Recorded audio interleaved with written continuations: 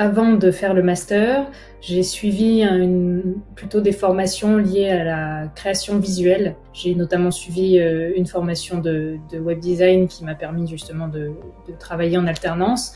Et en fait, au fur et à mesure de ces expériences, je suis plutôt passée du bord communication au bord plus design. J'ai effectué un master de design d'expérience déjà dans une autre école qui convenait pas à mes attentes. Voilà, je cherchais un master qui était plus ancré dans les sciences humaines, qui pouvait m'apporter plus de connaissances théoriques, justement parce que je voulais m'ancrer aussi dans une base avec plus de connaissances en psychologie, en compréhension de l'humain. Et c'est quelque chose que j'avais du mal à trouver dans les formations en UX design qui étaient proposées sur le marché. Et la formation de l'UTC semblait répondre à ces attentes, et c'était le cas. Donc voilà. Alors, je suis en stage à la ville de Grenoble, dans une équipe qui travaille sur des questions liées à la crise écologique. En fait, on fait de la recherche sur des nouvelles formes de comptabilité écologique. Et donc, moi, en fait, mon profil là-dedans sert en fait à mettre en valeur tout ce travail de recherche qui est effectué notamment par un thésard dans ce contexte. Et donc, moi, je viens en fait à travers la création de nouveaux outils ou d'espaces comme des événements, etc., valoriser ce travail pour permettre aux citoyens notamment ou aux techniciens de la ville de mieux comprendre ce qu'on fait et donc toutes ces recherches qui sont menées dans ce cadre.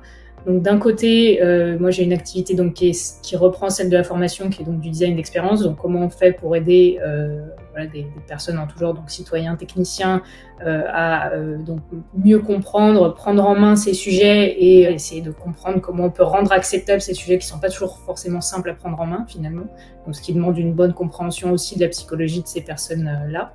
Et j'ai une activité aussi de ce qu'on appelle du design fiction, qui en fait est là pour le coup une autre branche de design dans laquelle je me suis spécialisée au cours de mon cursus, qui consiste en fait à explorer les différentes alternatives de futurs possibles pour en fait aider les citoyens, les techniciens à essayer d'imaginer ce que serait un futur souhaitable et donc essayer d'établir des stratégies pour les atteindre. Donc c'est ouvrir des nouveaux imaginaires à travers, par exemple, la création justement d'événements, la création d'artefacts qui vont permettre aux gens de s'imaginer ces futurs pour en fait finalement les aider à reprendre espoir face à ce qui vient dans le futur, lutter contre l'éco-anxiété aussi en grande partie.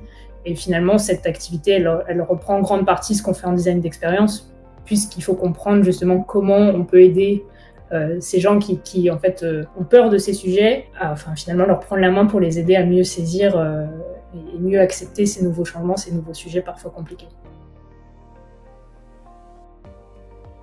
Ma spécialisation en design fiction, c'est ce que je compte poursuivre suite au master.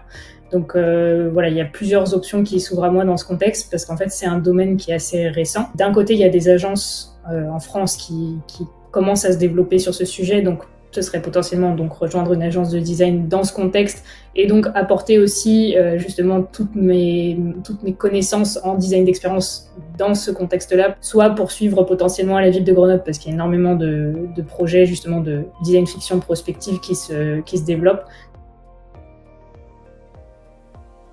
Je pense qu'un étudiant qui est dans le design et qui souhaite justement finalement acquérir une base théorique importante dans tous les domaines de sciences humaines, philosophie, etc. C'est vraiment la bonne formation pour lui. C'est pas une formation justement qui ressemble aux autres formations dans le domaine de l'UX UI design. On est vraiment sur une vision totalement différente finalement de cette notion d'expérience. C'est quelque chose qui est beaucoup plus ouvert que ce qu'on peut voir dans la majorité des formations, surtout aujourd'hui en école privée, qui imaginent l'expérience comme une simple finalement poursuite d'étapes sur une interface que les utilisateurs doivent suivre.